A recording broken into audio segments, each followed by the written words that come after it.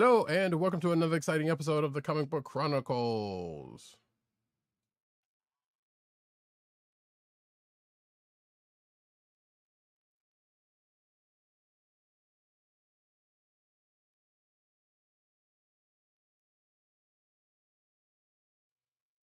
I'm your host, Roddykat. You can find me at Roddykat on Twitter and Blue Sky. You can find me at CBCaps on Twitter and Blue Sky. You can find me at News Nurse on Twitter. All that. Twitter and Blue Sky. CBCaps. Instagram. Carolina with Columbia down the way. And the sound effects you've heard come from none other than our man in Brooklyn, @agent_70 on Twitter, Instagram, Blue Sky, and Threads. What's up, everybody? Co-hosting from the borough of Kings, live and direct. We are back this week. I'm so broke. And if You don't know, now you know. I'm just a kid from Brooklyn. Indeed. As we continue to add on to the never-ending list of Brooklyn shouts.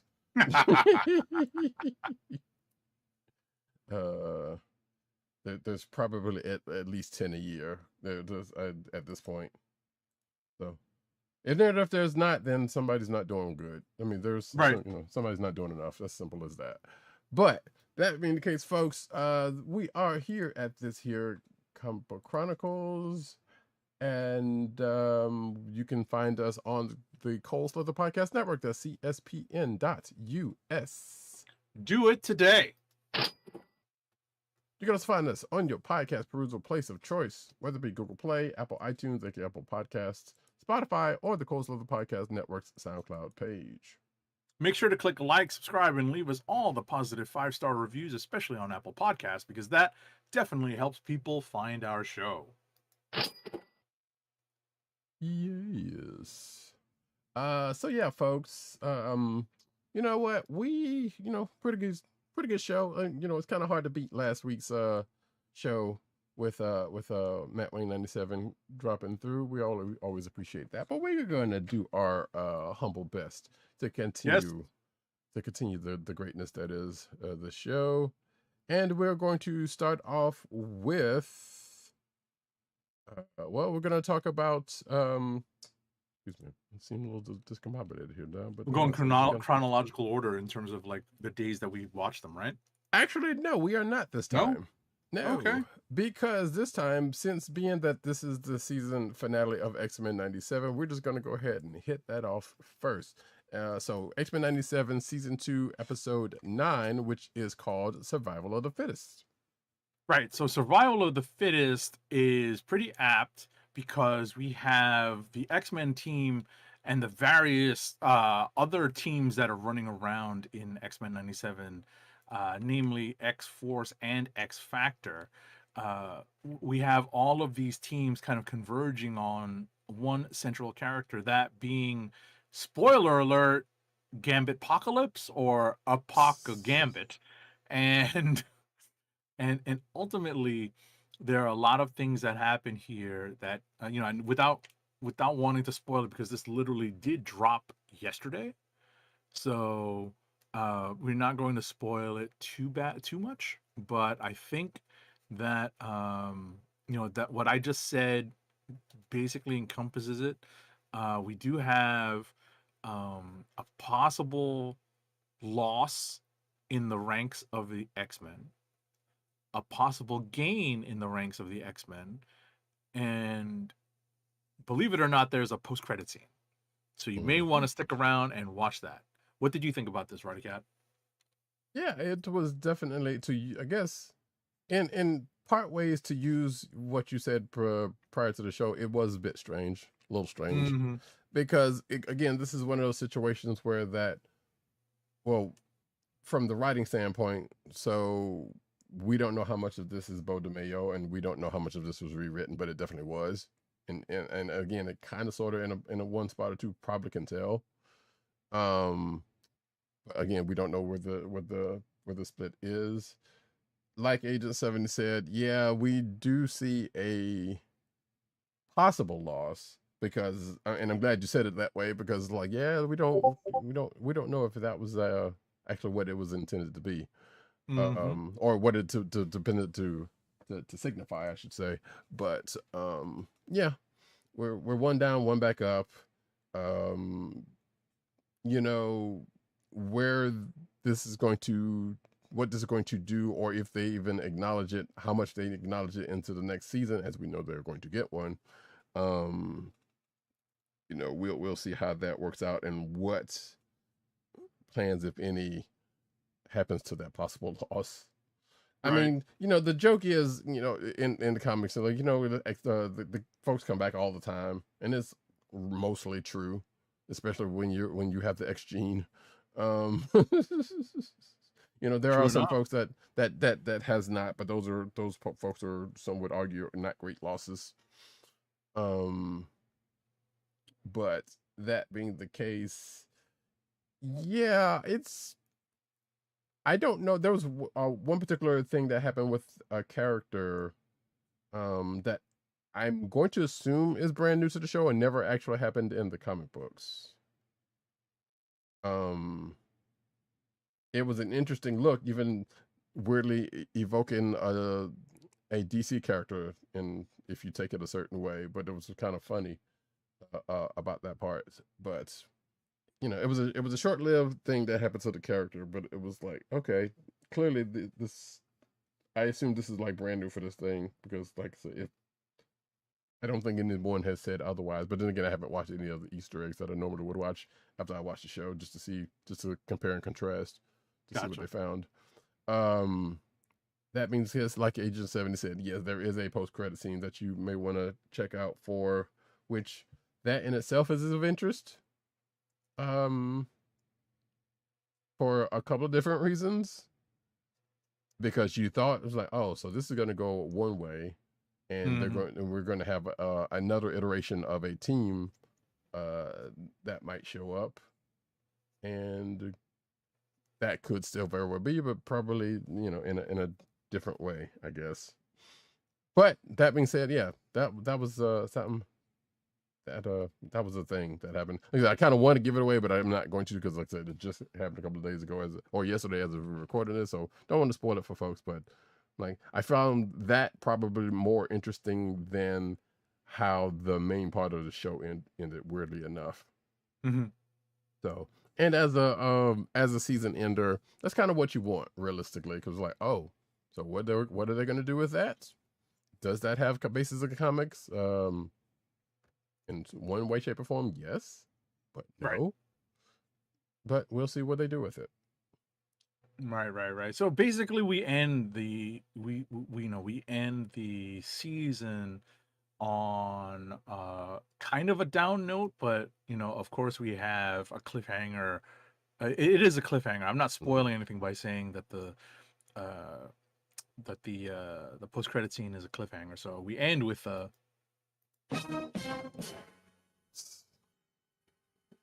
so, and again, this is a show that tends to happen sometimes, especially when you know for a fact that you're possibly going to be back next year. Right. So, you know, it just happens to be one that's rife with curiosity, especially if you're a comic person. So therein lies that. But with that, you know, yeah, fairly decent ending in itself. But yeah, I'm very much looking forward to seeing what the next season has in store for us, because I believe they may have actually exhausted all of the Beau DeMayo stuff. That part I'm not entirely sure. Right. Yeah. Because I know we'll find out next season, really. Right. You know, because I know he said he had stuff he wanted to do, but I don't know if any of that kind of got into what they were going to do. And we also know that the people that took over was like, no, we're going to go our own way with stuff, probably still cribbing some sort of way. But anyway, we'll see how that works out. That being said, we're going to go to the next book that we have. The next show, which is My Adventures with Superman, season 3, episode 9, which is called Vae Victus. All righty. I'm going to try to pull up a wiki on this so that I can hit up a really quickie synopsis of this. Vae Victus. So this too was a little bit on the weird side, at least for me. It has Clark still running around powerless, but he's trying to go through some tests.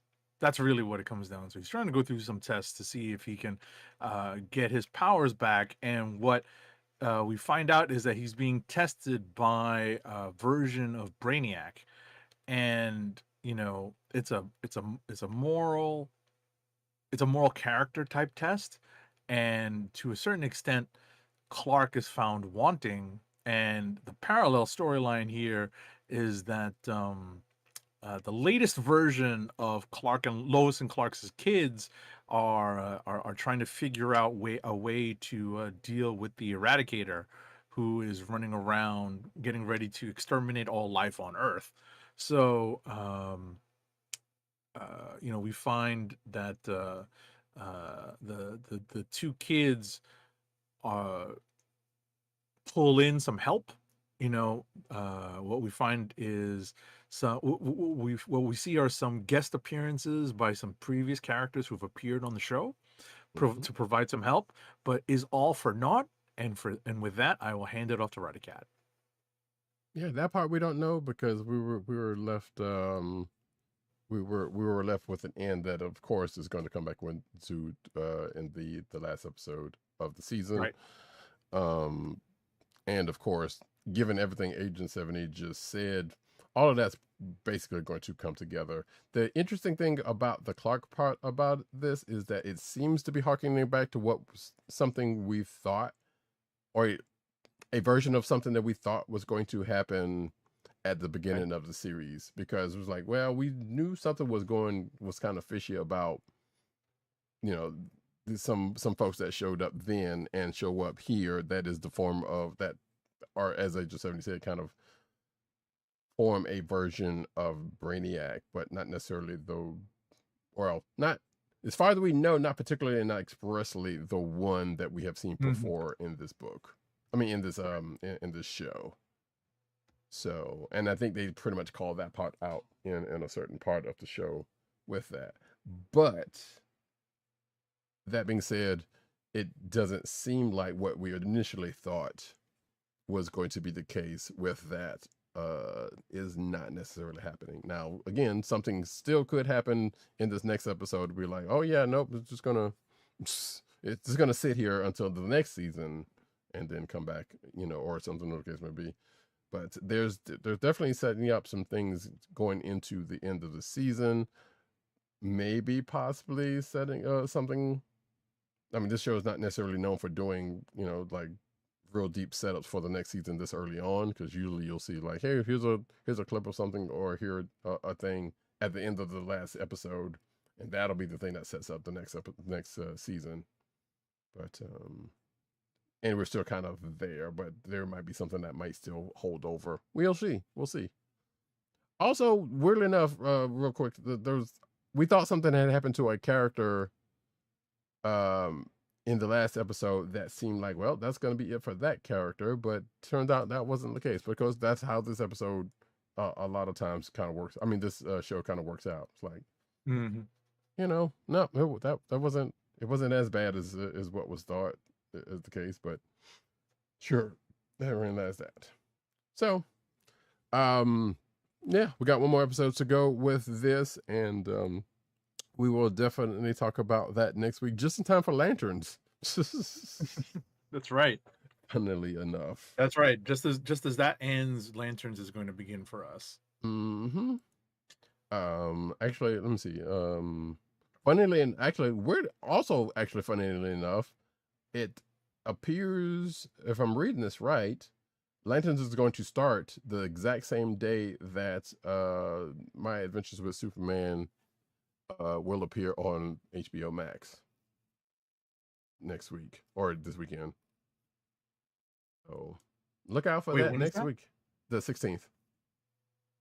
Oh, okay. Yeah, because it comes out on Toonami on Saturdays and then it goes on HBO Max. On My Sunday. Adventures with Superman does specifically, and then comes out on the next day on HBO Max, and that's Right. It's kind of like the what I was gonna say. It's taking Game of Thrones, House of the Dragon's place. kind of a cue. Yeah.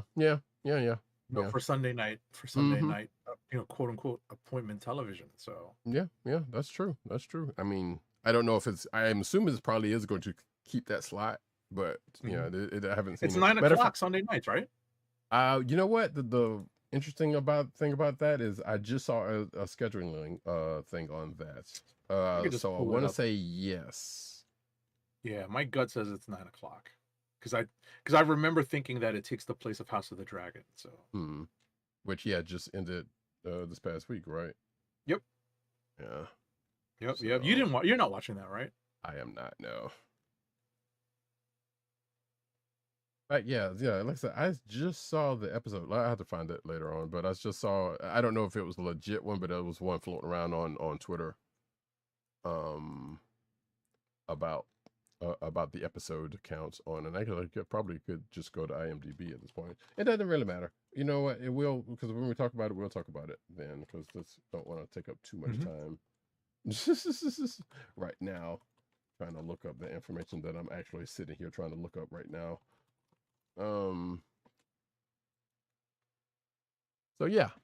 And we'll be talking about that in the show anyway. So yep, 8 episodes. It looks like definitely keeping a Sunday slot. 9:00, right? Now that part I don't see because I'm looking at it on IMDb, but I would assume as much. So yeah, we'll be in good form to be able to talk about it fairly decently when each episode comes out. Yep. That being that, though, that's unless you have something else on My Adventures with Superman. No. All right, we're going to get into the books of the week.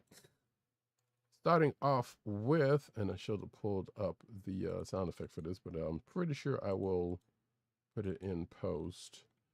It'll be one of the last few times I'll be able to do this. ThunderCats, SilverHawks, number 5 of 5. ThunderCats.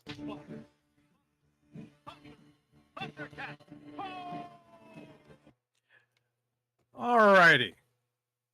ThunderCats, SilverHawks, number 5, published by Dynamite, is written by Declan Shalvey, with art by Drew Moss, Alessandro Rinaldi, and Pasquale Qualamp, and with colors by Igor Monti, and letters are by Jeff Eckelberry. So we have finally the ThunderCats and SilverHawks have kind of come to, we kind of got all the pieces on the table. All the pieces are on the board, and they finally figured out who the big bad in this story is. And the Thunderhawk series ties right into this last issue. And ultimately what we get is things kind of wrapped up in a nice bow, but to a certain extent some continuing story plot lines carry forward out of this miniseries. That's just this in a nutshell. What did you think about this, Roddykat? And small errata, it's Qualano. Pascal. Yeah. I'm sorry, that's a typo on my part. Yeah, it's all good. Gotcha. But got it. But yeah, so yeah, we see the lost crew from Thunderhawks come into play here to help join the battle and wrap things up here. Like Agent 70 said, yeah, there definitely seems to be some things that are going to come, well, basically setting up the next volume of ThunderCats for certain, because we've already know there's one coming, and we've already seen some stuff coming out of it that pretty much relates to how things have been set up. There is a couple of things that I found in my one I found out, and it may or may not be a little bit of license, particularly on the SilverHawks side of the equation, because the battle's going on, and a whole bunch of things is going on. You know, the last couple of people from either side come into play during this, so bringing everybody together. But also, there was a member of the SilverHawks who is not known, as far as I know, to fly under their own power, and I don't know if that was creative liberty in this book for them to do to have them do that. But also it kind of makes sense given, actually no, it kind of doesn't make sense, because they still could have, but then again, I guess given what they were trying to do, what was trying to be done, sure, it makes some sort of kind of sense. Like, I'm trying to out logic lessons, and all I have to say is comics. But also another part of SilverHawks lore comes into play that I did not know anything about, and I don't know if Agent 70 did either. But so, you know, as things are going on, there's a bunch of other Tallyhawk-like folks come into play. I was like, well, shoot, I thought Tallyhawk was the only one. Come to find out, no, that's not. Oh, you mean all the little mini birds? Yeah, all the other birds. Come to find out, that's actually a thing from the comic books. I mean, from the cartoon. Yeah, gotcha. I had to look that up too. I was like, wait, where did all these other jokers come from? Did they just make these up? No, they did not. But it also shows how much SilverHawks that I actually have remember watching, first of all, because I do remember watching probably the first handful, and probably a few more. But you know, those seasons, and especially those seasons ran like are fairly long, like ThunderCats is. Like, usually they were like 65 episodes, you know, for you younger folks. But for some strange reason, I did not make it all the way through 65. I didn't make it through the season, because there was apparently some stuff that, including Hot Wing, that I did not know that much about, or if anything that shows up in that show. So they've basically done their homework here. That being said, and they're using things that actually previously existed. Yeah, like I said, there's really not much else to say about this outside of it wraps up fairly nice and neat. You know, things have been put back into place in a way. You put some different people in different places.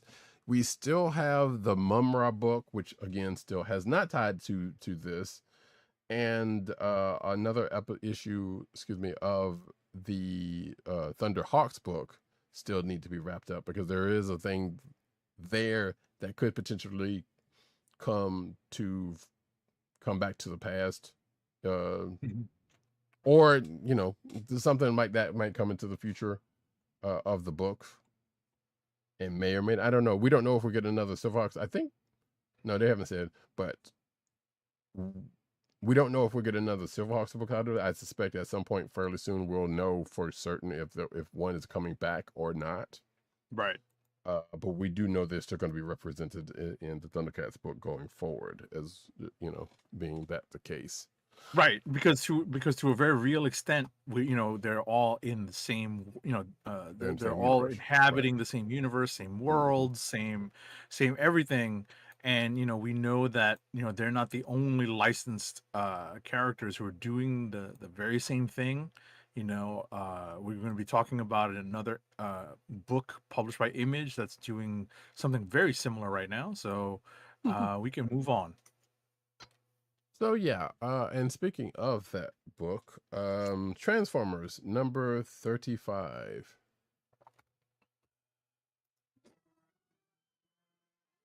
Transformers number 35 is published by Image. It's written by Robert Kirkman with art by Jason Howard. Colors are by Mike Spicer, and letters in this book are by Russ Wooton. Yeah, we're starting to see how the various divergent missions by the Autobots who are left on Earth are kind of affect the team dynamic, and how they're all kind of rallying to a certain point, and we get the immediate after effect of the big battle that happens in the previous issue. So I will hand it off to Roddykat, because I'm sure he has a lot to say about this, and how the appearance at the very end of the book by characters who, directly related to what I was just talking about are in the same universe by dint of, this being the Energon universe. So with that, I'll hand it off to Roddykat for his thoughts on this book.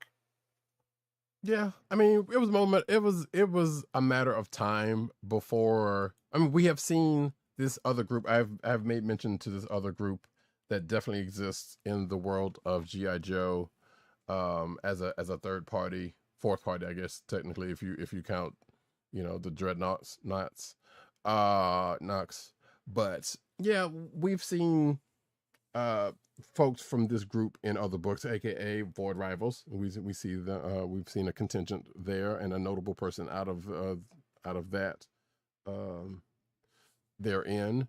So it was only a matter of time, especially with what has been set up with this Transformers book, where a couple of characters end up getting transported away somewhere, like, I don't know how, a bunch of issues ago. It's been I would dare say we were probably in the 1920s or something like that when that happened, and then they end up coming back, and we get shades of, oh my God, I don't know where I was, but there's some shit going on here, and now they're finally investigating that, or at least one of the characters, well, actually technically both of the characters are starting to kind of get reintroduced to the people that they are, along with some Autobots who were along for the ride, basically, as a couple of former Decepticon and a Decepticon kind of have some words with each other for reasons leading to the appearance of this group. Also, we kind of have a thing with Wheeljack going on where he's working on a very familiar project that we see in the beginning of this book that some might have seen in later seasons of the Transformers and the movie, by the by, that that he has plans for, but also shades of another project who he said pet project, which kind of makes me think we might end up seeing some dinosaur adjacent characters coming up soon. Could be wrong, but I feel 80% confident that that's given a couple of references that's been made in the last couple of issues, that might be what's coming. We'll see, though. We shall see. But yeah, then we got a little bit more business with dealing with how Shredhead's getting a little bit of Shredhead business going on there, and the meeting of a GI Joe edition character and Wheeljack at that point also, who may or may not be on the up and up thanks to General Flag, air quotes, right? For those who are not watching the video version. But yeah, like I said, a lot of things are going on in this book, particularly, that is definitely going to come out in other places as well as in this book as well. I actually kind of want to. No, I will get to that in a minute, because there's another something also similar happens in another book that I will talk about later when we get into rapid fire. But for right now, that's pretty much it for Transformers 35. We're going to go to the last book that we have in common, which is a new #1, and we're glad to see this. Well, not to say the character's been anywhere, because the character has definitely been around, but Miles Morales, Spider-Man #1. All right, we've got a new #1 this week. Miles Morales, Spider-Man #1 is written by former guest of the Comic Book Chronicles, Brian Edward Hill, with art by Nico Leon. There is flashback art. There's a flashback sequence in this story. With the art for that flashback sequence is by Valentin Delandro. Colors in this book are by Brian Valenza, and letters are by VC's Corey Petit. So in our pre-production meeting, Roddykat and I were talking about reading this book, and my comment on this, my very first comment on this, is that this was not necessarily a back to basics, but I definitely appreciated the tone of this #1 issue, and it definitely felt familiar. It was a good tone. I thought it was a good set up for a welcome to hopefully new readers or maybe even returning readers who might have taken a hiatus from the character like me from the last run. So, there's the introduction of a subtly different dynamic here because we have a little bit of an expansion of uh, uh, um, oh my goodness, I want to say Jeff. Yes. What is his? What is Jeff his? No, Morales. what is it? Jeff Morales? Yes, Okay. they cut the Davis part. They haven't used that since I Bendis was just started gonna that. say. Yeah, it's I was Jefferson Davis. just gonna say. Right. I wanted to say. I don't know if they called him Jeff Davis or if they call him Jeff Morales in this. No, but... he's definitely Jeff Morales. Now he matter of fact, yeah, they killed that a while ago. Okay. That's so funny. That shows you how long I've been off Miles, right? But at the end of the day, I like this as a new #1. I thought this was very new reader friendly, and I think establishes the right tone for this book moving forward. And I think it's a candidate for Click of the Week for me. What did you think about this, Roddykat? Yeah, I agree with the potential Click of the Week part of this. So yeah, we definitely get. I still saying it's kind of Miles getting back to the basics because especially when it's like, hey, he was a vampire. Hey, all of that, him going back into the Ultimate Universe and the whole origin box and stuff, and any other cosmic thing that's been going and event stuff that's been going on. So he's basically just like, you know what? No, I'm back on the ground. I wanna be here for Brooklyn, aka New York. And whatnot, and get back to that because we see that because a couple of spider folk pop in and be like, hey, we got this cosmic thing going on, you want in on it? And he's like, you don't need me, I'm gonna stay here for a little bit, Right. And then with all the references to, like I said, to the stuff that are just mentioned, that give people a catch up, and his relationship status at that, which he may be on the verge of starting a new one with a character that seemingly normal, but I suspect it's probably not. Well, and you not never just know. because of their eye color. What I was gonna say is you never know, right? Yeah, you're right. Right, because ultimately that might be the swerve that we get, which is someone who isn't necessarily connected to the superpowered world.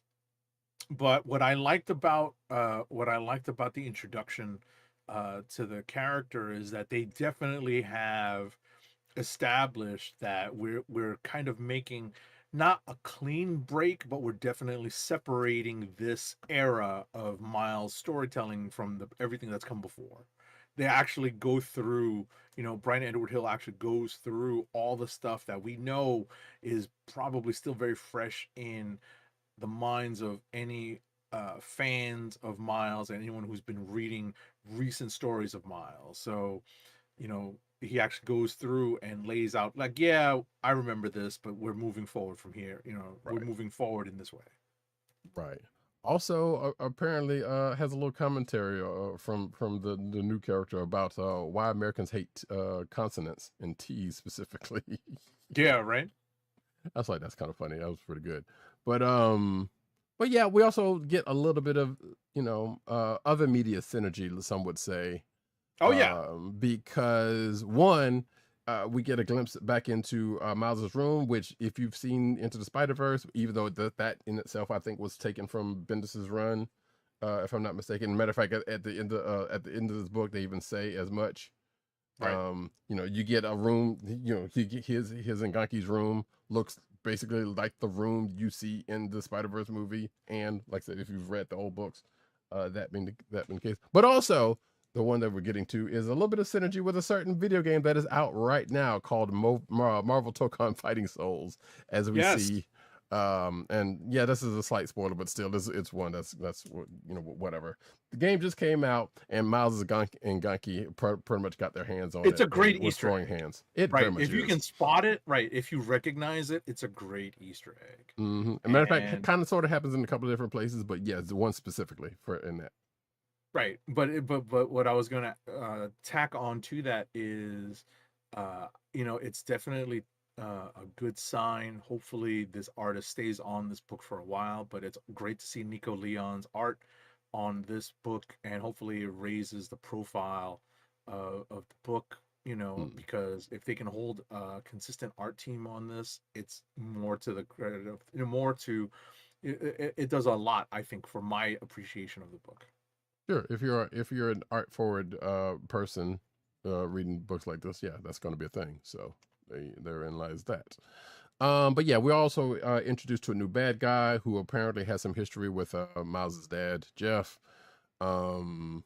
Miles kind of sort of plays Speed at some point because of something that the character does, and Ganke, being the good man that he's in the chair that he is, wants Miles to get a little bit of Ohapmu out there in trying to detail his current power set, or redetail his current power set. I was like, all right, I see you, Ganke. I see you.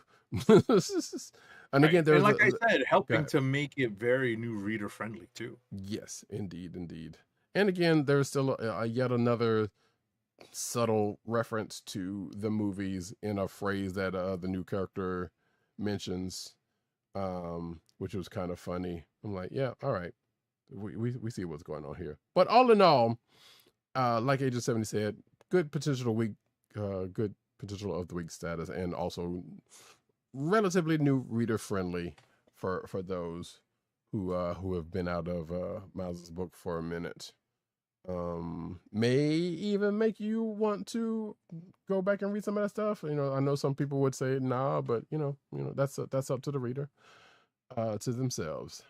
But yeah, that's it though. There's nothing really else to say about that. Let us get into rapid fire. All righty, rapid fire review time, folks. Here we go. I ain't got time to breathe. All right, first up is Absolute Batman number 23. It's written by Scott Snyder with art by Nick Dragotta, colors by Frank Martin, and letters are by Tom Napolitano. So the absolute version of Batman finds himself at a crossroads. And who meets you at these crossroads, especially when it comes down to hopefully steering you into the right direction to make the right decision, or at least the best decision that you can? None other than your friends, and maybe even your relative who is alive in this version of the character's story. What happens? Well, that's up to you to find out, but it's a pretty compelling story. We have the reappearance of this universe's versions of the Robins, and things go from bad to worse because one of the rogues gallery of this Absolute Batman rears his head, likely in conjunction with some of the other rogues, as they may or may not be working together. We're meant to still kind of wait to see how that pieces out, whether or not the grand I've got a sound effect for this. Whether or not the grand It's a conspiracy. A C-O-N conspiracy. Whether or not the grand conspiracy is really what is behind this story in Absolute Batman, it's definitely a candidate for Click of the Week. Next up is Barbara Gordon Breakout number 4. It's written by Marco Tamaki with art by Amanke Nahuelpan. Colors are by Tamara Bonvalan, and letters are by Ariana Mar. Roddykat and I were talking about this briefly during our pre-production meeting, and I can say that this series definitely is heavily influenced by any of the other prison and or prison breakout series, movies and or TV shows that we've seen in the relative recent past, namely Prison Break, namely Oz, and specifically, and I'm glad that Roddykat reminded me of the name of the show, Orange is the New Black, because we're obviously dealing with a female protagonist in this issue, namely Barbara Gordon, the eponymous character. And we, in this issue, see Barbara may actually, and I heavily emphasize the may actually have found an ally within the walls of the Supermax prison. With that, I'm going to move on to the next book, which is Queen in Black Thor #1. It's written by Al Ewing with pencils by Sergio Davila. Inks are by Aure Jimenez. Colors are by CC De La Cruz, and letters are by VC's Joe Sabino. This is a tie-in issue into the Queen in Black event, and it's a one-shot that focuses on Thor. Now remember, in current continuity, there is no Thor, and believe it or not, there has never been a Thor. Most of the characters in the Marvel Universe have forgotten or have been told or had their memories overwritten to reflect that Thor does not and has never existed. And there are a few characters who still remember the OG Thor, and they are thought of and viewed as lunatics. One of them being Beta Ray Bill, who basically steps into the shoes of Thor. A couple of the other ones are central players in this Queen in Black event. One of them being Hela, the death goddess, and the other being Tyr, the Norse god of war, who is also dead, and basically Hela's right-hand person, general. So this particular issue focuses on the character of Thor, but through two different lenses. One of them is through Beta Ray Bill, and the other one is through Sigurd Jarlson, who is, of course, who we're meant to see as maybe Thor, but in human guise. And this issue is done very well. It's very well written.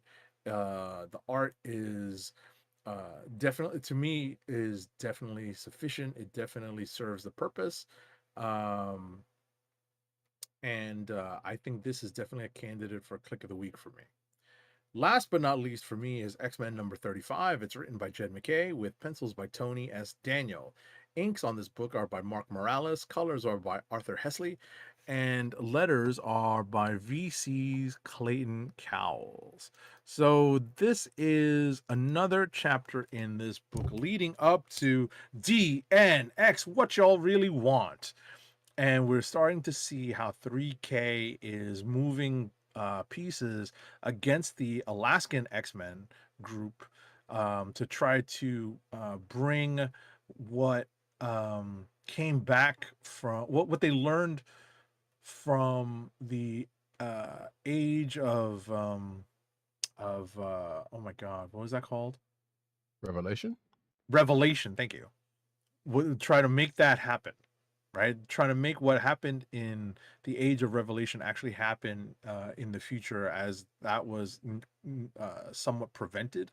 And without spoiling everything, a character in the ranks of 3K is basically a mirror image or a future version of a character in the X-Men in the present day.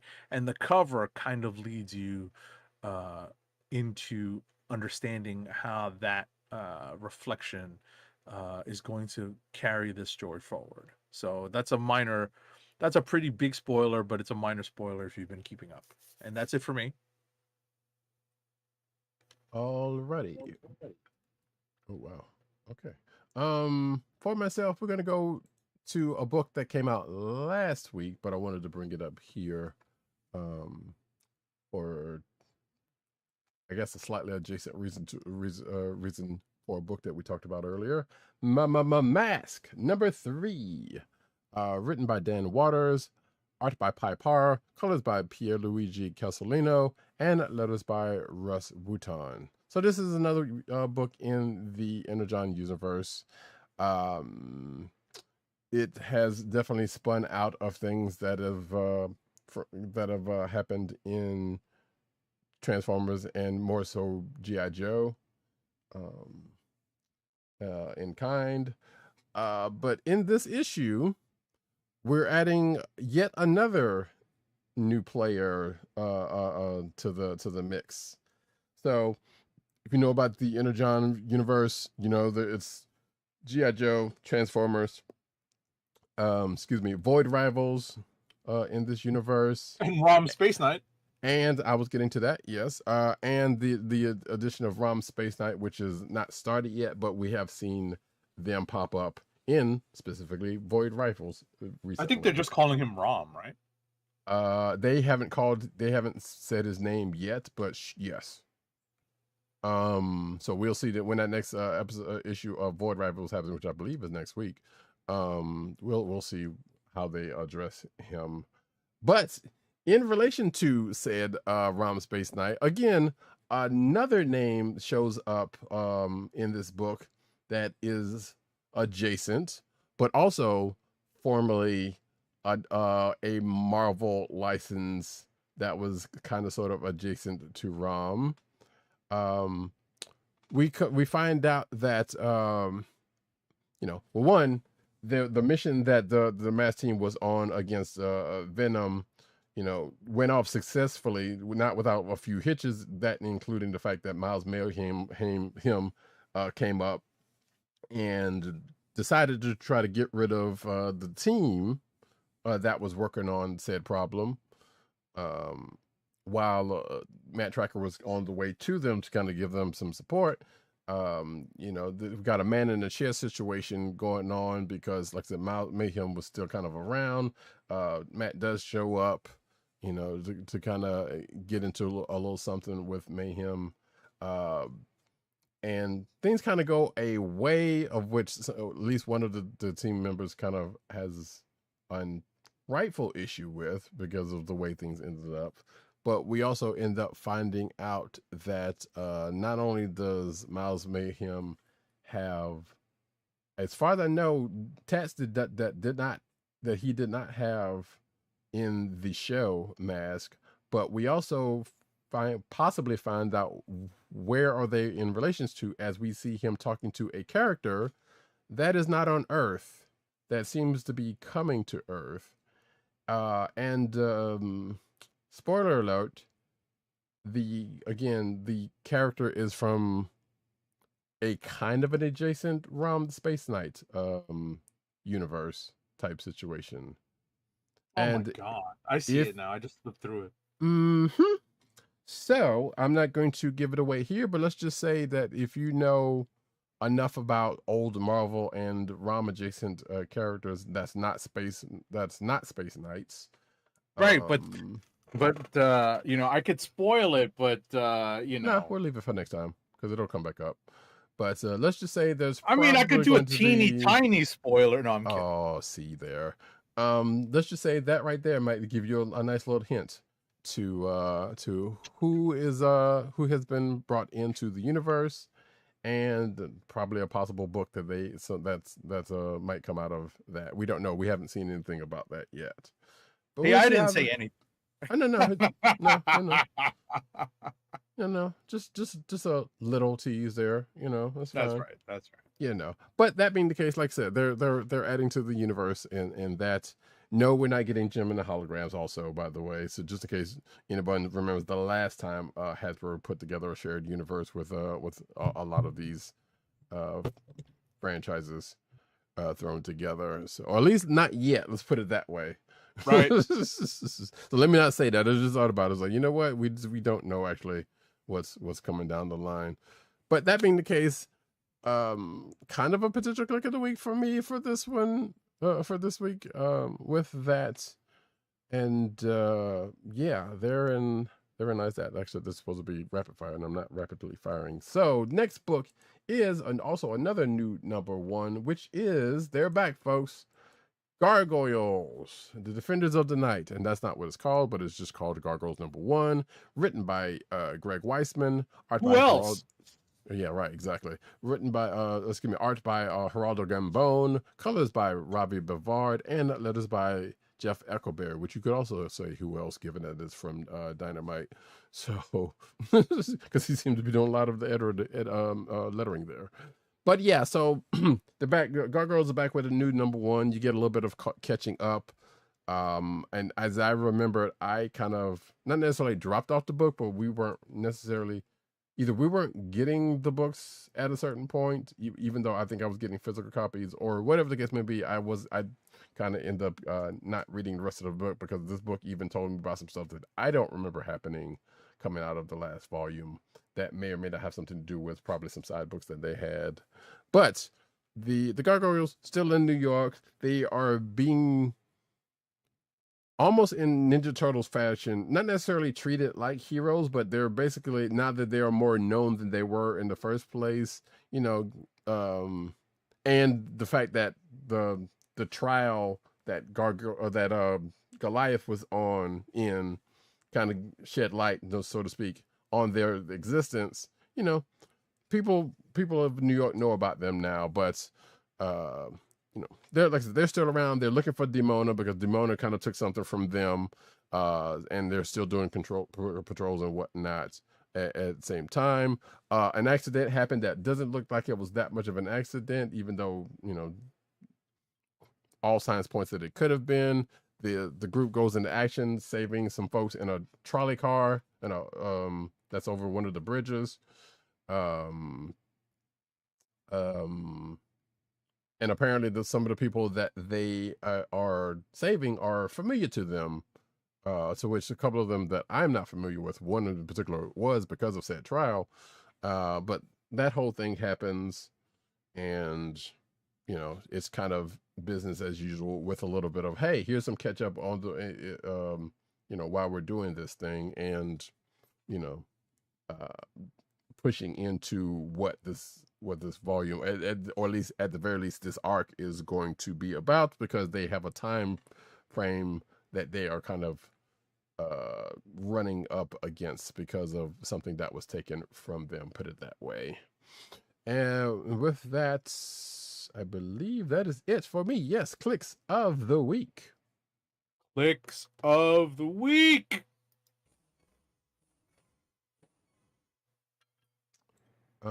X-Men 97 season 2 kind of came out this week, and I was gonna read it if I had time, but I did not. So if you wanted something adjacent to the show that just ended, then there you go. That is a thing that is still out there for folks. But what do we have for potentials, sir? My potentials are Absolute Batman number 23. Another candidate for Kliq of the week is Miles Morales Spider-Man number 1, and my last candidate would be Queen in Black Thor number 1. How about you? For myself, definitely Miles Morales Spider-Man number 1, and Mask number 3. You know, I'm Listen, if you take Miles, I will take probably Queen in Black Thor number 1. Well, now we bartering up in this piece. Yeah, because that's often how we, you know, what ends up happening. We truly have. You know, with our picks, and I think I'm going to go in that direction because that Queen in Black Thor, and I understand why Roddykat's not keeping up with the Queen in Black event, but at the end of the day, I think that this specifically is one of the better written stories that you're going to get, and I wish more people would read Al Ewing's Mortal Thor, and I'm sure it's not, you know, close to cancellation, but I'm just saying that, you know, like if you're also reading Absolute stuff, I think this I think the Mortal Thor and how it rolls into Queen in Black, I think will roll right up your alley. Yeah. I was still trying to think about whether I would put Transformers number 35 also in that pick, but I normally do anyway, because it's usually that good. And it was this time, but probably not in this case. So that's yeah, all right, we'll do that. So for me, Miles Morales Spider-Man number 1, and for Agent 70, Queen and Black Thor #1. As Yeah, our Miles is a good picks. book this week because Yeah. it's a like I said, it's a great jumping on point for new readers. Like if you were looking to hand somebody a non-absolute book, let's say absolute wasn't their speed, right? Because obviously these absolute books are tending towards a little bit darker, a little bit more extreme, like we're back in the 90s now, right? And you're looking for something a little bit less of with a little bit less touch of that, then you may want to hand them this Miles Morales Spider-Man #1. Mm. And as much as I didn't have as much of the problem with Ziegler's run, even though I also fell off of it for whatever other reason. I will say that the level of slang being used in this so far being in this, which knowing how Brian Edward Hill writes, sure, it makes sense, but it's this definitely more toned down than Ziegler's run as well, and I know that is a thing for some folks that may or may not be off-putting. But yeah, no, therein lies that. So those are our Kliqs of the week, and we're going to get into the news section, but first, an ad read. Our first ad read for this episode is for Blue Apron's meal delivery service. Blue Apron. Fresh ingredients and incredible recipes delivered weekly to your door. Skip the grocery store and make incredible meals at home with Blue Apron. Always shipped free right to your home. And now the listeners of the Comic Book Chronicles can get $30 off your first Blue Apron order. To place your first order with $30 off and to help keep our show free for you, go to our network website at cspn.us. That's cspn.us. Then click on the Keep Our Podcast Free link at the top of the page. From there, scroll down to the Blue Apron link and sign up for your first order. Blue Apron through cspn.us. Do it today. Now we get into the news.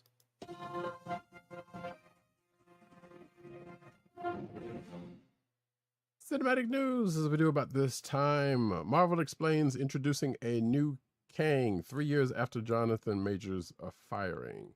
So this is talking about X-Men 97 stuff, folks. So don't get it that twisted. But yeah, but they talk about the fact that actually I should have moved the story around. Not I just talk about it, but it's fine. Talking about slight spoilers for X-Men 97 season 2, by the way. So yeah, and not that we've kind of hinted around this before, but that episode is from at the very beginning of the season anyway. So Ramatut shows up in there, who is a Kang variant. And then this article kind of goes into kind of linking that to what was going on with the Jonathan Majors hiring and X, Y, and Z leading up to what they're doing now in the MCU. So that is that. Next up. As X-Men 97 approaches the end of season 2, or has now gotten to the end of season 2, the superhero series is soaring in viewership. In the United States, X-Men 97 is currently the #1 most watched Disney Plus show. This week, X-Men 97 has also been the top show in countries around the world, reaching #1 in Bolivia, Brazil, Colombia, Costa Rica, Dominican Republic, Ecuador, Guatemala, Honduras, Nicaragua, Panama, Peru, El Salvador, and Venezuela. The show's popularity shows no signs of slowing down as fans continue to tune in week after week. And X-Men 97 will return in 2027 because it was also announced that it will be coming back for a season 3 next year. I believe this. I want to say 4 also, but I can't remember. But definitely 3 was announced. So we'll see. Either way, season 4 apparently is in the works as well. Yes, because I remember that was out there somewhere. As I recall. Brad Winderbaum, head of Marvel Television, Animation, Comics, and Franchise, confirmed that season 4 will come out a year after season 3. Yep. So we still gotta wait, but I hope not as bad as we had getting into this one. Still gotta wait, but you know, it is, I guess, is for those of us who have a certain vintage, a normal amount of wait that we used to have for shows anyway. Right. Next up, though, X-Men actor says Marvel never told him why he was replaced as the voice of Gambit. So apparently, and actually, I really hadn't noticed, to be honest. I really hadn't paid that close of attention. So Chris Potter, who had originated the role of Gambit on the show, back in the original series, would no longer be playing the mutant from the bio. Instead, he would play Cable, while AJ Lucasio would take on the role of Gambit.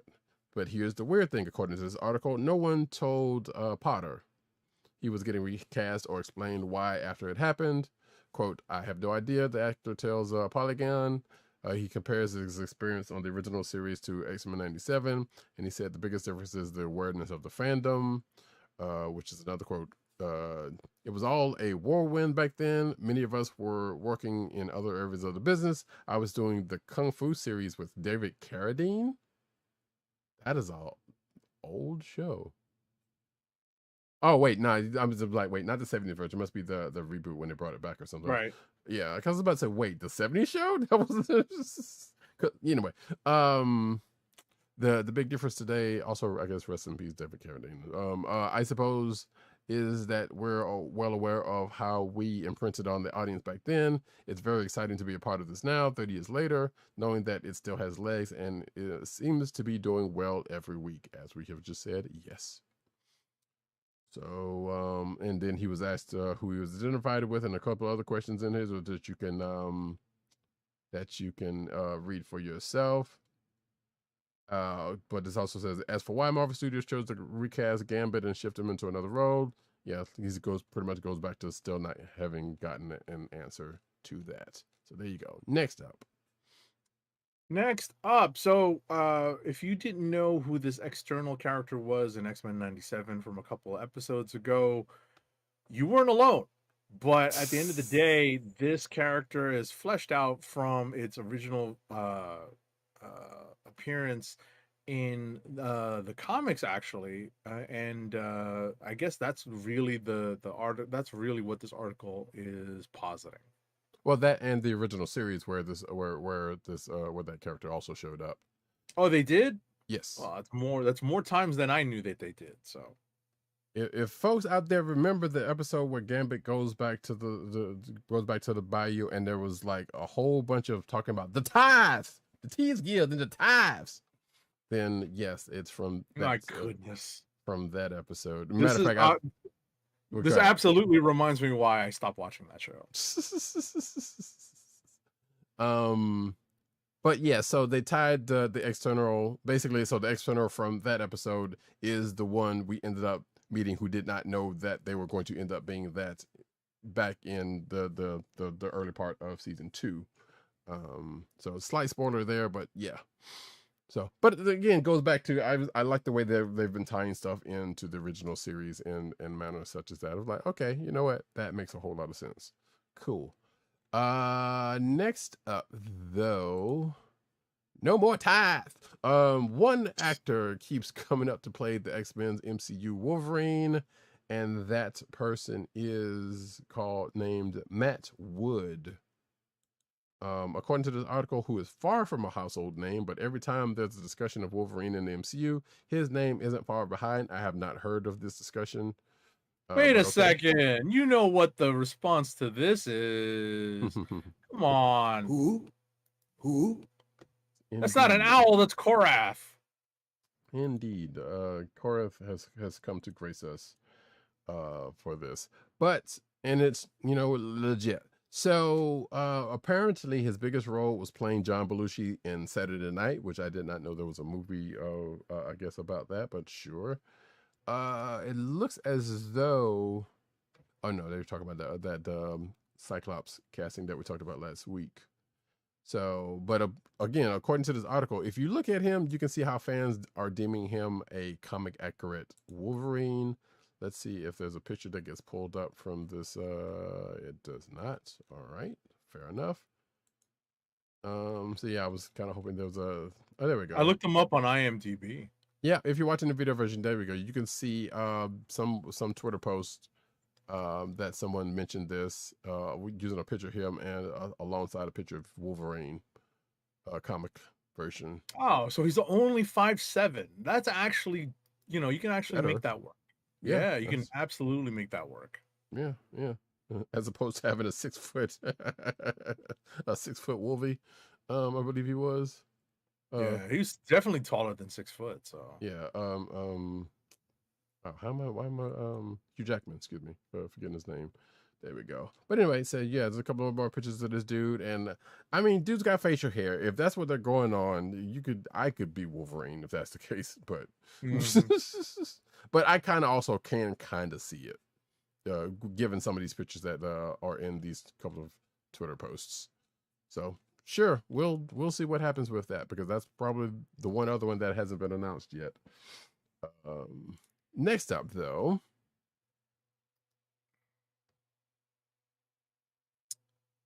in a side-by-side comparison, Spider-Man Brand New Day. So a side-by-side comparison shows how much the Insomniac Spider-Man games inspired Spider-Man Brand New Day. I'm not surprised, because I could pick up on that when I was watching myself. right? I mean, it wasn't hard to see if you played the game. So, but yeah, somebody did. I think it was on Twitter. I don't know if it is linked here. It was, but I'm not gonna look through it. So yeah, as a matter of fact, this is the exact post that I saw. Guess we'll click through it.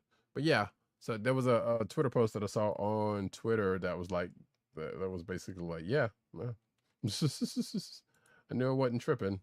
And then had a side by side with the game and the thing, and apparently it's not showing up here, so we're not gonna just do that. But yeah, sure, it makes sense. Next up, because it was a thing, Spider-Man Brand New Day Ramrod actor reveals huge cuts and says, quote, more recognizable actors were removed, which is true, because I think I heard that oh shoot, I'm not having a good day with names today. But Billy Clements, who played Ramrod in Spider-Man Brand New Day, we did not see it because his thing was cut.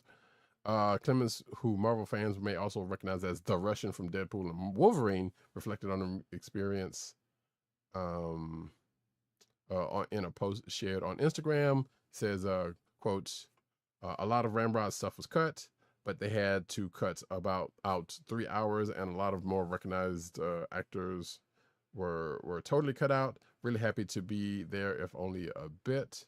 So yeah, Rosario Dawson, thank you, who plays Claire Temple in the Netflix stuff. Wait, that's who you couldn't remember? My goodness. Yeah, I know. I don't, like I said, I'm just having I like her face, obviously saw, but I couldn't remember her name real quick. I'm tired. Either way, yeah, Rosario Dawson, Claire Temple, her stuff got cut too, because I saw that on, I can't remember if it was from her or from someone else on Twitter about her stuff getting cut. So, which is a damn shame, but that's reasons. Maybe it'll be on the physical version. Who knows? But still, they shouldn't have taken that out. That's all I'm gonna say about that. But yeah, so apparently there's other people who also got cut. That was like oh yeah, so it says here Rosario Dawson recently revealed during an appearance at GalaxyCon that she filmed a scene for Spider-Man Brand New Day, but audiences won't be seeing it. As she explained, I shot the scene, but it got cut out. So there you go. Damn shame. Damn shame indeed. That was me saying damn shame, not her. Anyway, next up. Alrighty. Next up.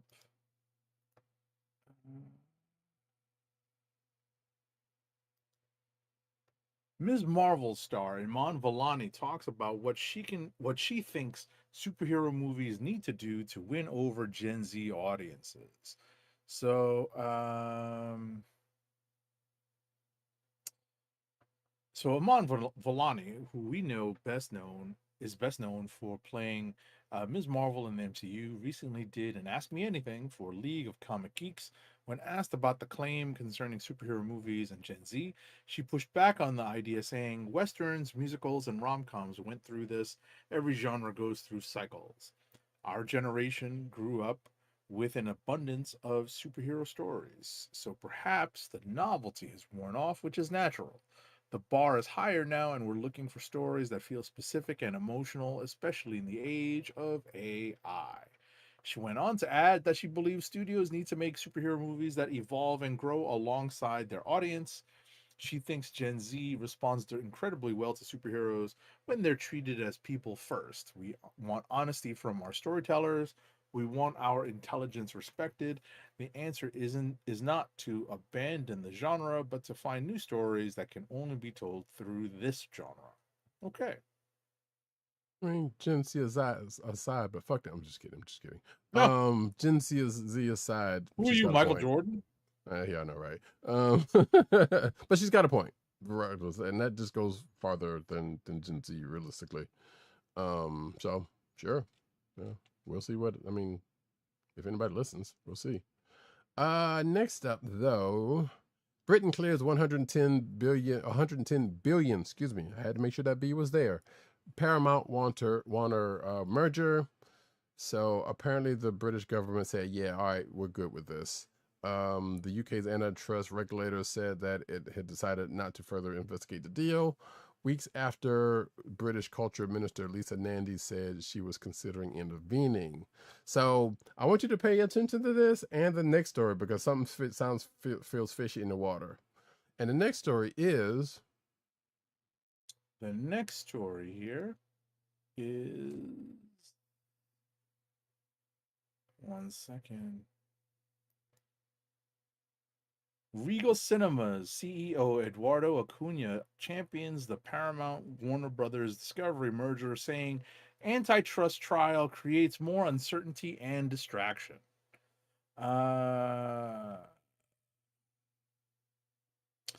Basically, he says a long fight in court that extends into spring or summer does not put more films in theaters and is not beneficial to studios, filmmakers, the guests who go to the movies, or theater businesses like Regal and the people who work for them, writes Acuna in a statement. He basically says it is time for all parties to sit down and work out how to formalize these commitments. It just creates more uncertainty and distraction that could be damaging to our industry as we build on our current success, because they're making lots of money with Spidey and the Odyssey in theaters. Yeah, there is that. You know, some would argue bigger fish, but you know, this there's something about this still kind of smells a little bit. You know, normally because I think more so with the Amazon MGM thing. I know cinemas, you know, theater owners were pushing back, and they were with this in the beginning, and now all of a sudden we got folks who are like, oh no, this is all right. So gotta kind of look at that. But either way, what Agent 70 said is still the case at the end of the day. Next up, though, this was supposed to be a next week's show, and I sort of forgot to put it in there. But hey, if you are a fan of Babylon 5, or if you know what Babylon 5 was, or if the name of J. Michael Straczynski is familiar to you, well, then you may or may not want to check out the Babylon 5 YouTube channel, as all full episodes of that show, which was created by him and show ran by him, so it was all his baby, are out there and are for folks to peruse. I think including the pilot, because I think I might have skipped that one and gone to the first episode. I think I may have watched like 1 or 2 episodes of that show, because it's, you know, being a sci-fi nerd, but I didn't always catch it when it was on week to week. So also, you know, there's a few Star Trek folk kind of were in and out of that, and some other folks that you may or may not know was in that show or at one point in time. So yeah, if you're interested in that, go check out the YouTube channel, which is probably listed in the show notes. But just know, yeah, that's a thing. Next up,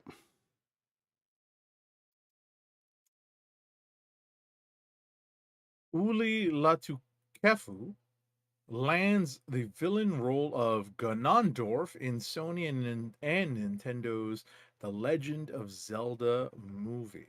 So Australian actor Uli La-Tukefu has landed this major role. He'll play the lead villain Ganondorf in The Legend of Zelda, Sony and Nintendo's live-action feature film based on the popular video game. Sources have confirmed to Deadline. Ganondorf is a powerful warlock king driven to dominate protagonists Link and Princess Zelda's kingdom of Hyrule.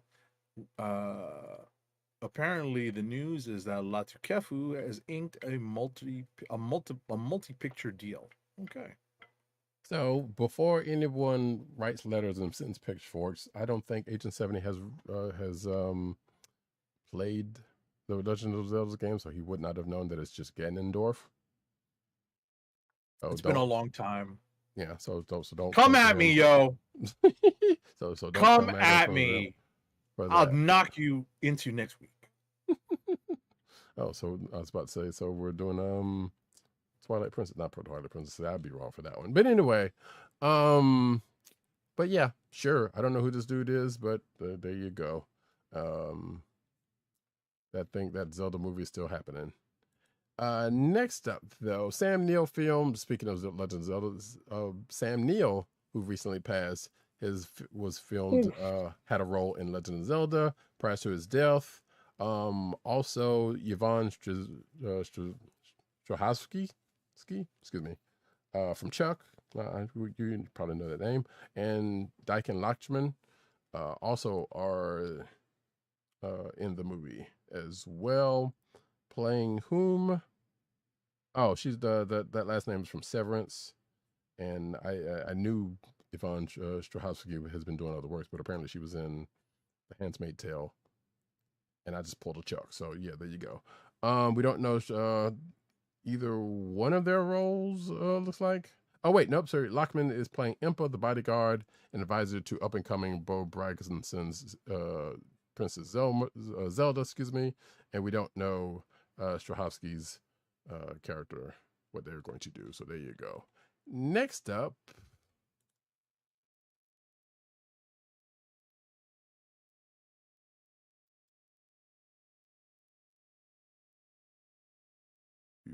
the digital summer issue.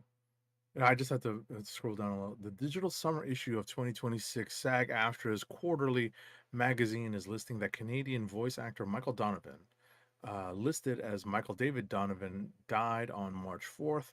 His fellow voice actor Ian James Corlett made a post about Donovan's death after he had learned about it from the magazine. He was 72 in March and would have turned 73 this year on June 12th. Donovan had numerous roles in anime, including Ryoga Hibiki in the original Ranma 1/2 anime, Sai Muri in Ronin Warriors, Zukin Matu in Fate Stay Night, Heaven's Feel, Master Roshi in an older dub of Dragon Ball, and Primus in Transformers Cybertron. Yeah, most folks may germane to this show anyway may know him as Sabretooth in X-Men Evolution, apparently, and also Mike the TV and Fong from Reboot, which is where I know him from. He's also a guy in Street Fighter and a whole bunch of other things. Dude had some stuff on some roles. So there you go. Rest in peace. Next up, we get into a little bit of anime news.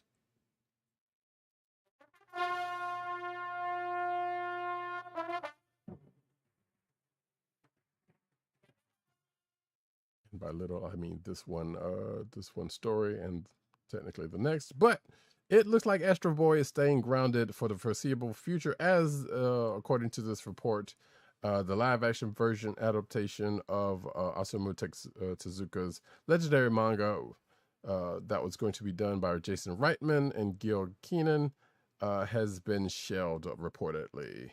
So the movie was only revealed earlier this year, but according to Hollywood Insider, the studio has already decided not to move forward with it. And yeah, so I guess if that's actually the case, and that is actually the case. Next up. To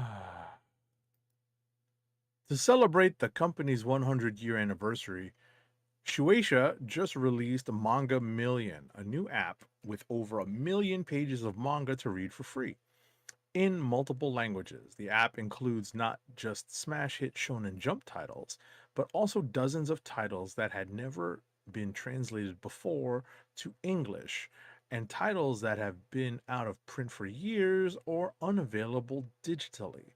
If you've always wanted to read Gintama, Papa Told Me, Kodocha, or Kadoka or Kochikame, you have until December 2027 to catch up on nearly 400 manga. But who translated all of this manga? So, although Manga Plus editor-in-chief Shuhei Hosono confirmed there was in an interview that there was no AI used in translating all of these manga, readers have already spotted errors and awkward phrasing, casting doubts on that statement. They also noticed the number of vague companies credited for translation, lettering, and editing instead of human names. 5 will get you 10. It's a lot of Google Translate and people who are not that familiar with English. But, that's giving them the benefit of the doubt. Yeah, and they don't deserve it, but yeah. So yeah, that's the thing with this, and folks are probably getting to the bottom of this, while others are sure going to read it either way because they're not going to care one way or the other unless they're really deep into it. That being the case, we're going to get into the comic book news.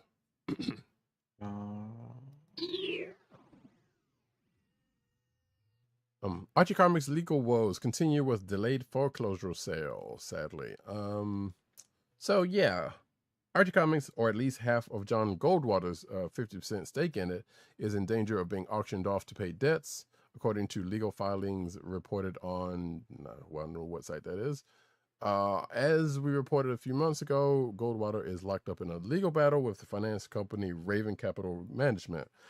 It all started in 2022 when Goldwater, son of co-founder John Goldwater, borrowed $40 million from Raven and signed a deal with producer-investor James Masiello to develop Archie's secondary characters for media.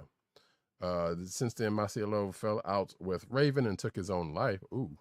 While Goldwater has been unable to pay back the debt. Raven has been trying to collect the debts since 2025. And further incensed by the 2025 announcement that Goldwater has signed a deal with Universal for a new for a new Archie movie. Raven claims that they controlled the rights formerly owned by Masiello via previous foreclosure auction following his death, although that does not cover the main Archie characters. So it sounds like there's a lot going on here. Apparently, and the article kind of goes on with some ins and outs of what's going on here, but I guess we'll keep an eye on this and see what happens. But next up,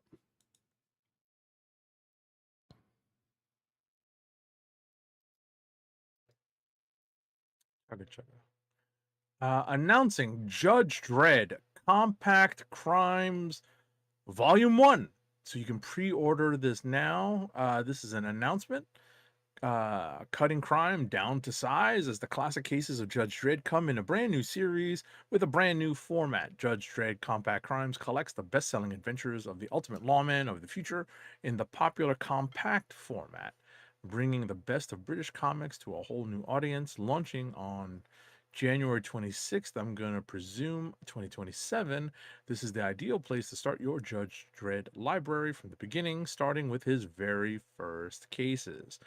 The series' new reader-friendly format brings this best-selling evergreen series to a brand new 210 by 148 millimeter, really 8 1/4 by 5 7/8 inches trim format of trade paperback novels priced at $9.99 in the UK. Those are pounds, British pounds, and $12.99 in the US. not new reader friendly if you got old eyes. Anyway, but you know, everybody's getting into the compact books. Of course. Again, I guess. So you can see some Right. pages. What's that? No, what I was going to say is what's funny is that the compact books that we grew up with Mhm. were teeny tiny compared to these. And those were obviously, they obviously had the same concept back in the day, which was to make it, you know, reader friendly and or cost effective. And I think that these are about as cost effective as you can get. Yeah. That's the Yeah. thing. Like, I don't know if you could go any smaller or if you could get any cheaper with, you know, the cost of everything right now. Yeah. So if you want to see, I have the law. I don't even know if it actually even says that in the comic pages. Next, I've never read a Judge Dredd book. Then you can check it out. Speaking of which, hey, you know what an interesting place to find comic books is? And this is not a sponsor or anything, but the dollar store. Really? Yeah. I was in Dollar Tree. Matter of fact, I saw something online about this, but and I just so happened to be near a Dollar Tree, and they had you know, they had like the little standy end cap, not necessarily a spinner rack, but you remember the old hey, here's the assorted books in plastic with you know, for X amount of dollars, whatever the case may Sure. be. It was kind of that, but it was a bunch of them. You know, there was a whole rack full of them. Though the person I saw looks like they were thumbing through racks or something, but I just saw at the store that I was at, you know, like I said, it was just a little standy thing with a bunch of in there. I was like, that's interesting. I didn't think they were doing. What doing this again. generation of books were they? Were they like They relatively were recent? yes, relatively. Like I think I saw there might have been a Rebirth book if you're going on the decent start in there. And matter of fact, I think it was mostly DC that I saw, so it wasn't like it was like Marvel. So it was, I think it was mostly DC. I took a picture of it. I had to look at the picture I put again. I put up for that, or that I was going to put up for that, but didn't. So, but I thought that was fairly interesting to see these days. So yeah, if you're near a Dollar Tree or whatnot, and you look for, you know, a grab bag of comic books, check there, see what they got. Who knows? Next up, though, actually, speaking of DC, September DC Kubert releases celebrate Creator Centennial. So DC is planning a number of special releases to commemorate comics writer, artist, and teacher Joe Kubert around what would have been his 100th birthday. Kubert passed away in 2012 at the age of 85.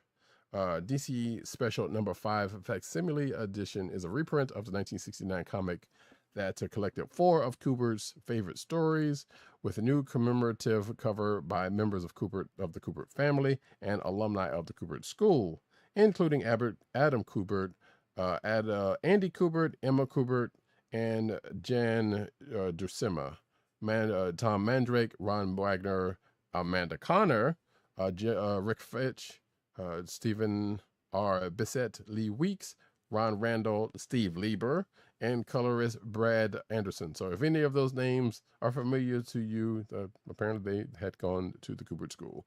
The comic will have foil and blank sketch variant covers and will be released on September 16th, 2026. It'll be called Joe Kubert, 100 Years, A Life in Covers.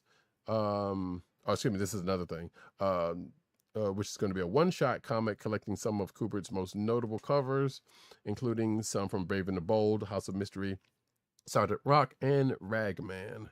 Kubert's granddaughter, Katie Kubert, now a DC Group editor, wrote the foreword. This comic will all be released also on September 16th. Let's see, and then there's going to be a celebrating Sergeant Rock collection by Joe Kubert, which is going to be 328 pages hardcover, with a bunch of stories from GI Combat and Sergeant Rock, and Joe Kubert presents number 5, and that's going to be coming out on the 15th of September with an MSRP, which that is the only one that has a price of $50. So there you go. And there's going to be new forwards by Andy Kubert and writer Brian Azzarello. So there you go. So if any of that is of interest to you, you can go check that out around that time. Next up. Scott Snyder says most DC Comics pitches from writers fail for the same 3 reasons, and he wants to help everyone get better. Let's see.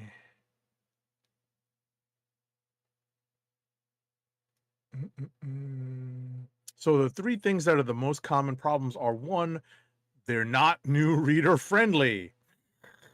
They read as though it's a continuation of things before, where it's referencing things before. So it doesn't embrace the idea that this is someone's first comic and that you need to earn their readership every issue. 2, there's very soft cliffhangers. And 3 is decompression. It's not moving fast enough. Okay. I mean, all of those seem fair. Yeah.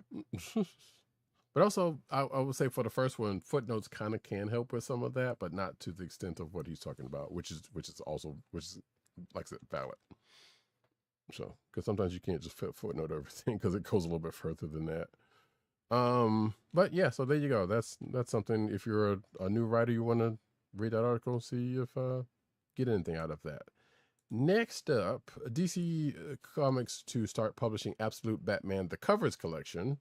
So it's going to be coming out in April 2027. It's going to be 216-page hardcover collection from issues 1 through 14. It's also going to include Nick Dragata's original inked art from Absolute Batman #1. It's going to be retailer exclusive, multiple printings, and soaring variant numbers. Oh, that's just an editorialization in this article. But anyway. Let's see. Everything I just said is the case, except for I'm not seeing a price, which is, here we go, $34.99. And again, on sale April 27th, 2027. Next up. Marvel is set to omnibize One World Under Doom, collecting the flagship series and its spin-offs. So, let's see. The 1,536-page hardcover will go on sale on March 9th, 2027, with the main cover by Ben Harvey and a direct market exclusive cover by R.B. Silva. It's going to collect a lot of stuff. Indeed. I'm looking for a price, but I'm sure because it's an omnibus, it's going to be priced similarly to the other omnibuy. Yeah. Indeed. Yeah, I don't see a price on here either, so I don't think they put one in here. Nope. Next up, though, Marvel officially confirms the X-Men villain set to replace Thanos.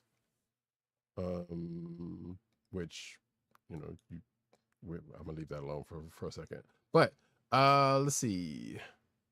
Marvel has officially unveiled the next game-changing X-Men series in the form of Maximum X-Men, and it promises to be just as epic as it sounds. The upcoming series will be written by Christopher Yost and illustrated by Tony S. Daniels, who will lead the eponymous team into one of the most explosive eras they've ever seen. You can see the cover right there. We kind of already talked about this previously. But the official solicit synopsis is that in the wake of events from Avengers Armageddon, Earth's mightiest heroes are no more. So when I originally saw this article, they were basically saying that the X-Men are taking over for the Avengers, which, yeah, I don't know. So, who stands up? The X-Men will. Storm gathers an elite team for just that task. It goes on from there. I'm not going to go through all of this because I think some of it we may have actually talked to either way. And there's a little bit of some talk from Yost about it, and Tony S. Daniels. So from when they were talking about it from San Diego, and the book is going to go on sale December 2nd. So we will surely be talking about it. Next up.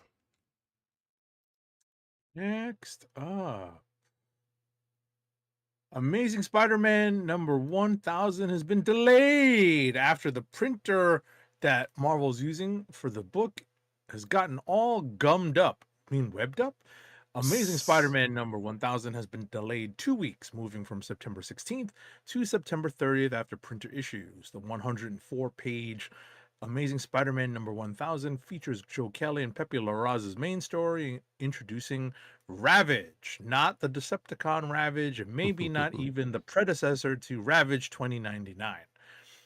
Amazing Spider-Man number 1000 marks a major turning point for Peter Parker as he confronts fear and questions his legacy. Anniversary backup stories come from Dan Slott, Bendis, Frank Miller, Noah Hawley, J.M. DeMatteis, and more. Noah Hawley? Okay, sure. I have no idea who that is. Am I supposed to know who that is? I want to say that's a movie person. But Oh, yeah, known for Fargo, Legion, Alien Earth, making his Marvel Comics debut. Okay.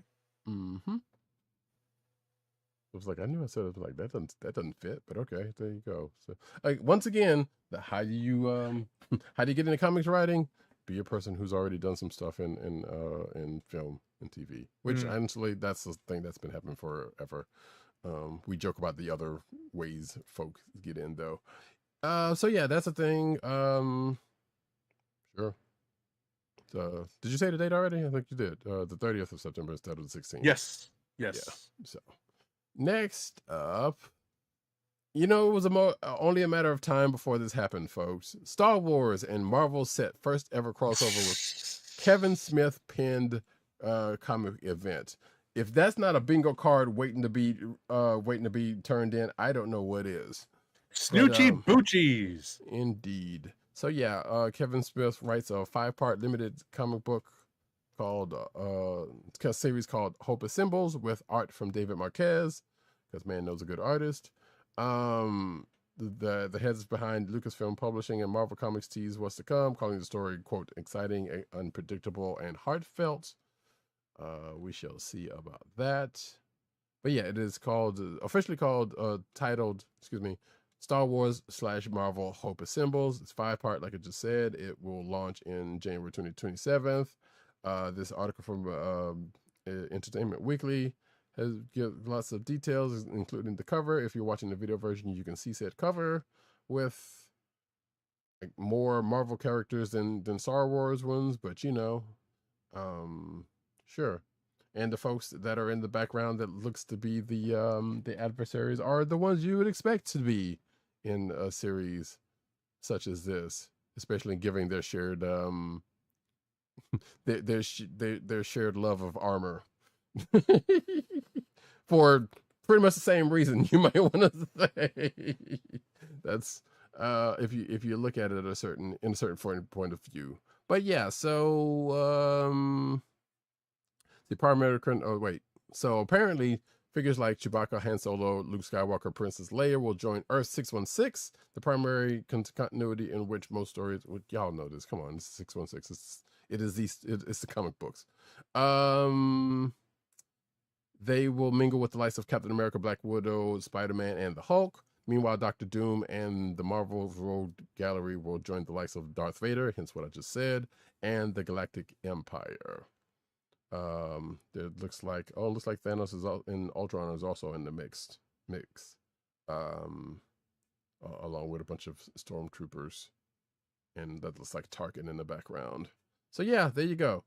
And there's a quote here from Smith, which I'll tell a little bit about. Back in the early 80s, I had a subscription to Marvel's Star Wars comics. As fun as it was to follow the continuing adventures of Luke, Leia, and Han, I always wish that Spider-Man or Dr. Doom could cross over into their cinematic saga. Sure, you know what? If it was anybody outside of Kevin Smith, I'd be like, sure, but nah.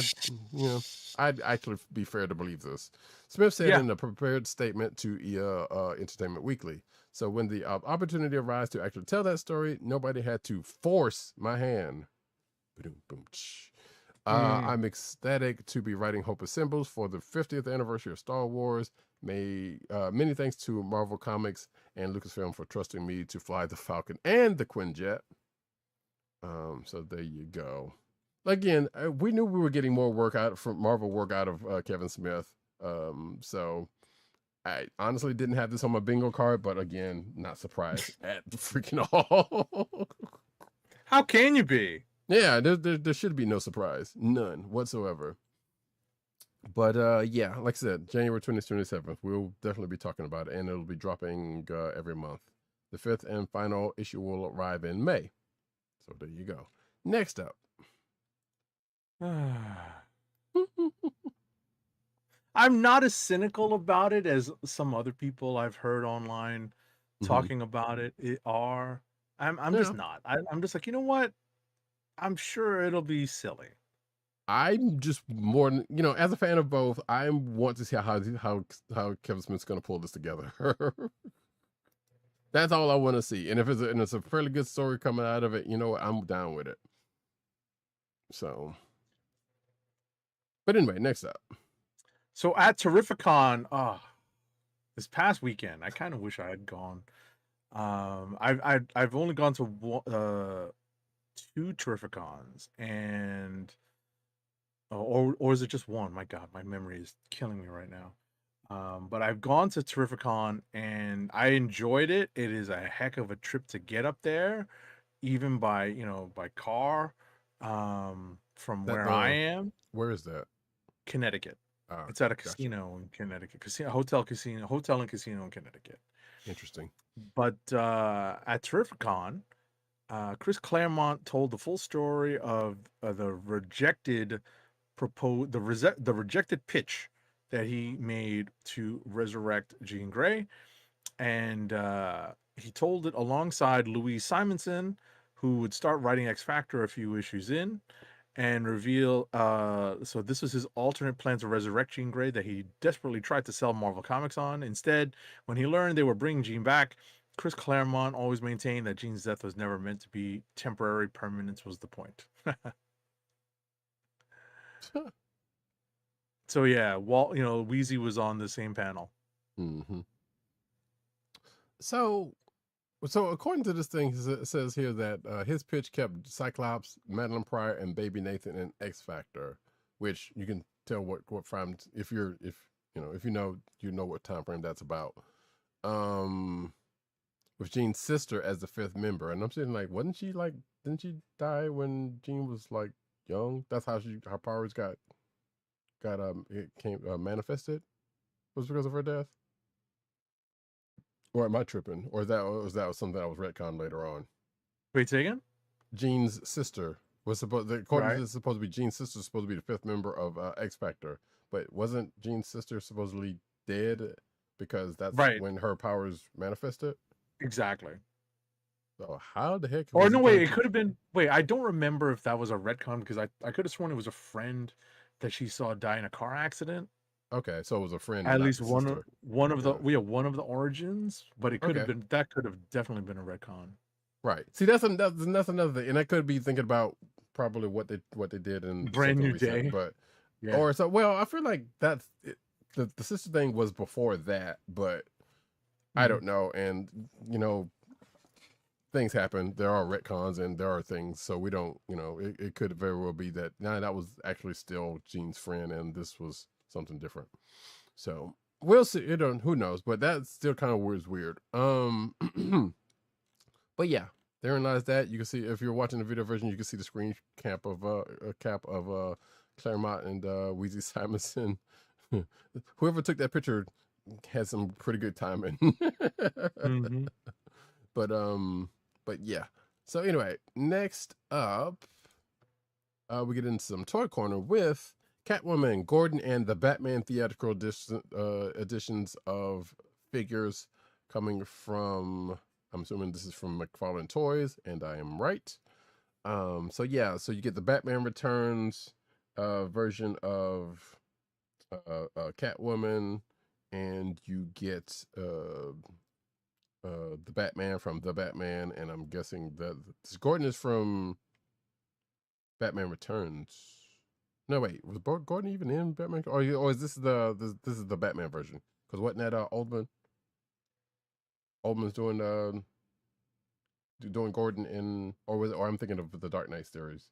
I'm thinking of Dark Knight series because that was Oldman. Yeah. Either way, regardless. Oldman. Yeah, Gary Oldman was. This is definitely Christopher Nolan's Batman. Yeah. So there we go. It got there, folks. It got there. That's all that is. If I had scrolled down a little bit, I could have confirmed that for certain. But that's okay. Sometimes you got to get there on your own. But yeah, that being the case, though, these figures are up for pre-order. Seems like already. Yes, they are at the places you would find said pre-orders from. They're all 7 inches based on the DC Multiverse. That's the branding they're coming under. And yeah, if you want those versions, go for it. And there are pictures of them for you to peruse. Next up.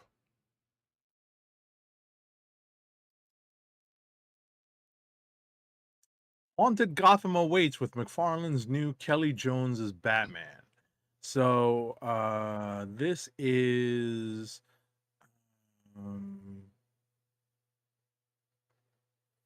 This is the Kelly Jones version of Batman with a brand new DC multiverse figure. So it's got a fabric cape and those big pointy ears, big pointy ears, and the boots are very much Kelly Jones style. This is $26.99, scheduled for a late August 2026 release. Pre-orders are already live on the McFarlane Toys store. Yep, as you can see, as we go through the pictures, if you're watching the video version, there's the packaging, there's the accoutrement, and there's them on the stand, there's the cape.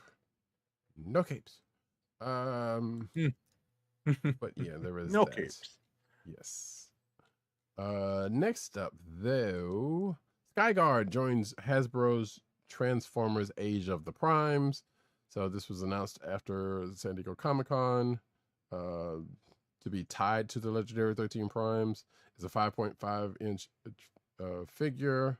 Breakaway figure, as it says, converts to robot to jet in 16 steps. Includes a vast blaster accessory, not blaster, the Autobot, an actual gun, or the gun, excuse me. And let's see.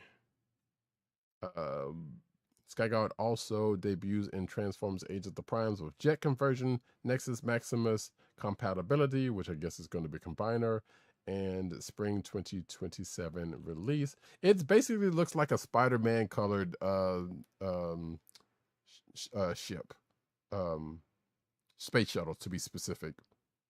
If for those that are not watching the video version, but if you are watching the video version, you can see exactly what I'm talking about. So there is that. And there's the bot transformed with blasters in hand. And there you go. Last but not least, Hasbro brings the world of Street Fighter to life. So these are figures based off of the upcoming Street Fighter movie. So what we've got here is a preview of what the Ken Masters live action is going to look like. So the Street Fighter Ken figure is based on Noah Centineo's movie look with detailed sculpting and photoreal likeness. Ken includes interchangeable hands, sunglasses, and a Hadouken effect for dynamic Street Fighter display options. Hasbro's Street Fighter Ken 6-inch figure is priced at $27.99 with Walmart pre-orders, boo, and an October 2026 release. I mean, were you really going to get the? I know why you said boo, but were you really going to get? I always boo anything that's Walmart exclusive. Right. Also, I'm kind of wondering how many of these figures this dude's gonna get. So, but yeah, that's sure. We had talked about the fact that Hasbro has the Street Fighter license, so I think this is the first figure out of that, and it's for that movie that's coming up. So there you go. It was an inevitability, I suppose. That being the case, I think that is it. Oh wait, we're gonna put that for next week. Did you have some show and tell before we did or did you want to show off that thing? I mean, I could do it very quickly. So, I did some show and tell with Roddykat earlier. I could do a lot of Marvel Legends show and tell, but I'd have a lot of stuff to catch up on. But one thing that I did get over the last several weeks, I know that comic shops got it before I did, but I ended up ordering it online, was this gigantic George Perez, the New Teen Titans Artist Edition. I'm going to drop my virtual background. And for those of you who are not watching any of our video feeds, remember, we are available on YouTube. We're also available on Twitch. We could use any of your clicks and views on those outlets. But what I'm going to do is take down my background and put up this artist edition. Of course, this is 8.5 by 17 sized, and it's really, really big. It's really cool. And if you open it up, you'll see some great, obviously inked work. There isn't much here to miss. There's definitely stuff you want to pour over. You've got covers, you've got interiors. I'm just looking for something really cool to take a look at and show off. There is, of course, the cover to issue number 1 right there. And you have the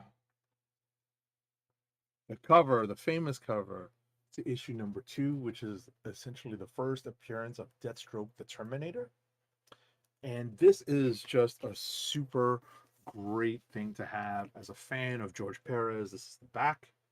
And I think the biggest thing that makes me sad is that George Perez is no longer around to sign this bad boy for all of the fans that waited too long to get an artist edition of his work. It's if you're not watching the video version, it's a thickums. Yes. It certainly is. It's very comparable to the other artists' editions that I've gotten in the past. Right. So there you go. And with that, we are going to get into one last ad read. Our last ad read for this episode is for Amazon. Keep our podcast free by shopping at Amazon. Visit cspn.us, then click the Keep Our Podcast Free link at the top of the page. From there, scroll down and click on the Amazon link to shop. Purchase items from Amazon as you normally would, whether it's books, music, electronics, jewelry, apparel, or Marvel Legends. For every purchase made on Amazon through our link, remember, through our link, Amazon sends the CSPN a payment that helps us keep the Comic Book Chronicles podcast free for our listeners at no extra cost to you. Now remember, if you shop at Amazon often, bookmark the link or add it as your homepage so that you can help the CSPN each time you order. We thank you for your support. Amazon.com through CSPN.us. Do it today. Alrighty, boop. And that's it for the show. We will be back next week with another great show. Again, as I said at the top, as we said at the top of the show, Lanterns comes out next week, so we will be talking about the first episode of that, along with the end of the last episode of My Adventures with Superman season 3. So we still got shows to talk about, even though one ended this week. And heck, we're coming into August, so there's some stuff coming up probably by the end. But yes, and by then I will have finally seen the Odyssey, so I can spoil the crap out of a 3,000-year-old story. Yeah, I was about to say, if you haven't read any kind of mythology books, spoilers for that.